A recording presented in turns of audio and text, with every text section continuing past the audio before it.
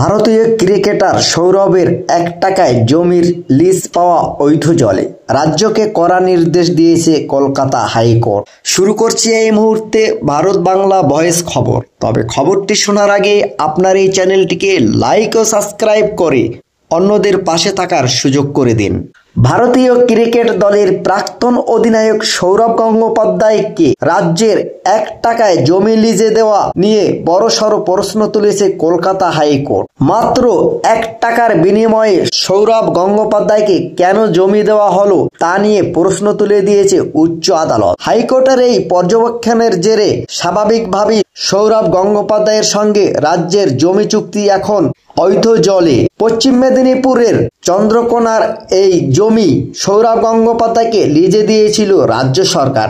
এবার সেই জমির ভ্যালুয়েশনের নির্দেশ কলকাতা হাইকোর্টের। এই কাজে এসইবিআই কে সব রকম সাহায্যের নির্দেশ দেওয়া হয়েছে রাজ্য সরকারকে। কলকাতা হাইকোর্টের বিচারপতি জয়মাল্য বাগচির ডিভিশন বেঞ্চ স্পষ্ট জানিয়েছে, ওই জমির ভ্যালুয়েশনের পর সৌরভ গঙ্গোপাধ্যায় বা তার সংস্থা যদি নিলাম প্রক্রিয়ায় অংশ নেন এবং জমির উপযুক্ত দাম দেন, তবেই জমির অধিকার তার হাতে আসবে।